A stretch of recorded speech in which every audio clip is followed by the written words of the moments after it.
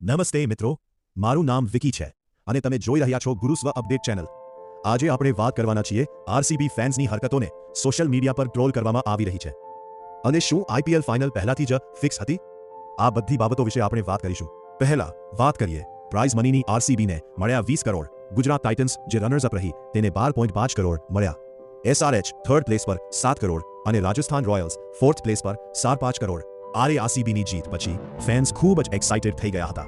આંધ્રપ્રદેશ અને હૈદરાબાદ જેવી અલગ અલગ જગ્યાઓથી એવા ક્લિપ્સ સામે આવ્યા જ્યાં સેલિબ્રેશનના નામે લોકો પબ્લિક પ્રોપર્ટીને નુકસાન પહોંચાડી રહ્યા હતા અને પોલીસ તેમને લાકડીઓથી પીટી રહી હતી. આ ક્લિપ્સ તમે જોઈ જ શકો છો. પોલીસે કેટલાક આરસીબી ફેન્સને બરાબરનો પ્રસાદ આપ્યો છે.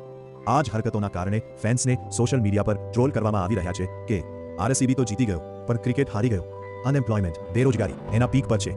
લોકો તો ત્યાં સુધી કહી રહ્યા છે કે ભગવાને સારું કર્યું જે 17 વર્ષ સુધી આરસીબીને નહોતા જીતાડતા, નહીતર આ જ થાત.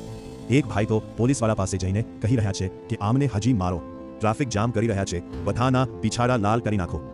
वालों के लिए खड़े हो ना जो प्रयोग कर रहे ये आरसीबी आरसीबी के लिए ना, तो पिछौड़ा लाल कर दो सबका, मार मार के ठीक कर दो बिल्कुल. ट्रैफिक जाम कर रहे पूरा. अरे मार मार के ठीक करो पूरा पूरा, दिखना नहीं चाहिए. બીજી તરફ આરસીબીથી એકદમ ઉલટું ગુજરાત ટાઇટન્સને લઈને એક બહુ ખરાબ ન્યૂઝ આવ્યા. જ્યારે તેઓ સ્ટેડિયમથી પોતાની ટીમ બસમાં જઈ રહ્યા હતા ત્યારે અચાનક બસમાં શોર્ટ સર્કિટ થઈ ગયું અને આખું વ્હીકલ બ્રેકડાઉન થઈ ગયું. બસમાંથી ધુમાડો નીકળવા લાગ્યો હતો જે ખરેખર એક મોટો સિક્યોરિટી સ્કેર હતો. સદનસીબે અંદર બેઠેલા ટીમ મેમ્બર્સ અને સપોર્ટ સ્ટાફને સેફલી બહાર કાઢવામાં આવ્યા. થોડીવાર માટે તેમને રોડ પર વેટ કરવો પડ્યો પણ ઇવેન્ચ્યુઅલી બધા સેફ હતા. એ જ મહત્વનું છે. આઈપીએલ ફાઇનલ ફિક્સ હતી? કેટલાક લોકો આવું કેમ કહી રહ્યા છે? વેલ, એક ક્રિએટરનો વિડીયો વાયરલ થઈ રહ્યો છે જેમાં મેચની વચ્ચેનો એક ક્લિપ શેર કરાયો હતો. એ ક્લિપમાં એક સ્ટેટિસ્ટિક્સ ગ્રાફિક્સ બતાવવામાં આવી રહ્યો હતો કે કઈ ટીમો સતત 2 વર્ષ જીતી છે. એ મેચ હજી પૂરી પણ નહોતી થઈ ત્યારે જ રજત પાટીદારનો ફોટો બતાવીને લખેલું આવી ગયું કે તેઓ 2025 અને 2026માં સતત જીતી ગયા છે. એટલે લોકો સવાલ ઉઠાવી રહ્યા છે કે ભાઈ, હજી મેચ પૂરી નથી થઈ તો આમને કેવી રીતે ખબર પડી? શું બધું ફિક્સ છે? પરંતુ ઘણા સમજદાર લોકોએ પોઈન્ટ આઉટ કર્યું કે ભાઈ, ગ્રાફિક્સ રિઝલ્ટ પહેલા જ તૈયાર કરી લેવામાં આવતા હોય છે. બ્રોડકાસ્ટિંગ વિશે થોડું રિસર્ચ તો કરી લો યાર, પછી રીલ બનાવવા નીકળો. બીજા એક ભાઈએ કહ્યું કે અરે, બેકગ્રાઉન્ડની કોમેન્ટ્રી તો સાંભળો. કોમેન્ટેટર્સ બોલી રહ્યા હતા કે જો રજત પાટીદાર જીતી જશે તો તેઓ સતત જીતનારા ત્રીજા કેપ્ટન બનશે. અહીંયા જો ઇફ એ મેઇન શબ્દ હતો અને એક યુઝરે લખ્યું કે જો ગ્રાફિક્સ ગ્લિચ થઈ પણ ગયું હોય તો આ મેચ ફિક્સિંગનો કોઈ પ્રૂફ નથી. પોતાના ફેક્ટ સાચા રાખો ભાઈ. પણ યાર, જેવી રીતે આ સિઝન આરસીબી ટીમ માટે રહી તેવી જ રીતે 15 વર્ષના વૈભવ સૂર્યવંશી માટે પણ શાનદાર રહી. ભલે તેમને ટ્રોફી ન મળી પણ ઇન્ડિવિજ્યુઅલી તેઓ એટલા બધા અવોર્ડ્સ લઈ ગયા કે બધા જોતા જો રહી ગયા. સૌથી પહેલા તો તેઓ ઓરેન્જ કેપ જીતનારા ઇતિહાસના સૌથી નાની ઉંમરના પ્લેયર બન્યા. અને હવે અવોર્ડ્સનું લિસ્ટ સાંભળો. Most valuable player of the season, emerging player of the season, super striker of the season, super sixer of the season. ભાઈ, બધા અવોર્ડ્સ એ જ લઈ ગયા.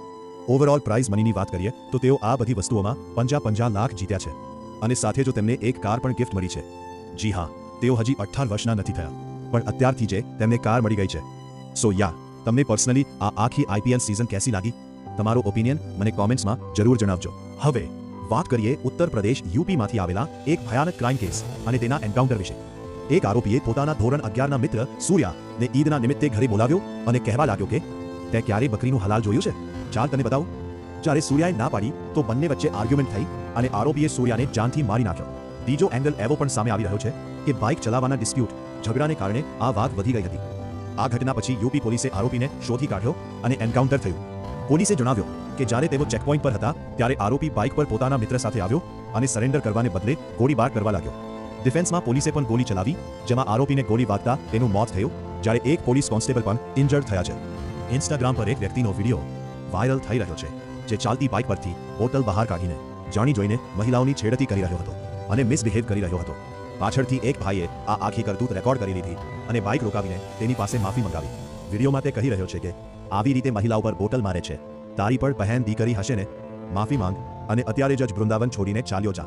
बहुत लेडीज ने बोतल मार रहा तू ये आपसे इतना गलती ना हो जाए. ऐसे तेरी बहन बेटी है, ऐसे तेरी माँ है, ऐसे तेरी बहन है, ऐसे मामला बात. क्या नाम है तेरा भाई? राजेश. तो कहाँ को है? एमपी. बाहर के भी हैं, कुछ यहाँ के भी ऐसे लोग होते हैं जो जिन्होंने माहौल ज़्यादा खराब कर रखा है और ऐसे लोगों को सजा जरूर मिलनी चाहिए. ये माफ़ी मांगेगा और ये यहाँ से वृंदावन छोड़ के जाएगा. ये भाई साहब हैं, इनकी जो फैमिली है वो आ रही है, ये लोग यहाँ से जाने चाहिए. ऐसे लोगों की यहाँ जरूरत नहीं है. છેલ્લી અપડેટ એક ભારતીય મહિલા વિશે છે જે જાપાનમાં જઈને દેશનું નામ ખરાબ કરીને આવી. ટ્વિટર પર એક યુઝરે જણાવ્યું કે તેઓ એક ગ્રુપ સાથે જાપાન ગયા હતા અને તેમની સાથે રહેલી એક લેડી ત્યાંની એક સોવેનિયર દુકાનમાંથી ચોરી કરતા પકડાઈ ગઈ. પકડાતા જ તે શોપકીપરને પૈસા ઓફર કરવા લાગી. પણ જાપાન એક હાઈ ટ્રસ્ટ સોસાયટી છે, ત્યાં આ બધું નથી ચાલતું. તેમને ચોરી કરતા એ વાતનું વધારે ખરાબ લાગ્યું કે પકડાયા પછી તે પૈસા આપીને વાત દબાવવા માંગતી હતી, જે એક ઇન્સલ્ટ છે. તેમને પોલીસ બોલાવી. ત્યાં ક્રાઇમ રેટ બહુ ઓછો હોવાથી પોલીસ બહુ જોવા નથી મળતી. ટૂર ગાઈડ તે લેડી સાથે પોલીસ સ્ટેશન ગયા. ત્યાં તેમને સમજવા આવ્યું કે આ કેટલો ગંભીર ગુનો છે અને જેલ પણ થઈ શકે છે. પણ તેમને કહો કે તમે ઇન્ડિયન છો અને અમે ઇન્ડિયાને રિસ્પેક્ટ કરીએ છીએ, એટલે એક કડક વોર્નિંગ આપીને તેમને છોડી મૂકવામાં આવ્યા. તો ચાલો દોસ્તો, આજના વિડીયો માટે બસ આટલું જ. જો તમે અગાઉના વિડીયોની અપડેટ્સ મિસ કરી દીધી હોય તો અહીંયા ક્લિક કરીને જોઈ લેજો.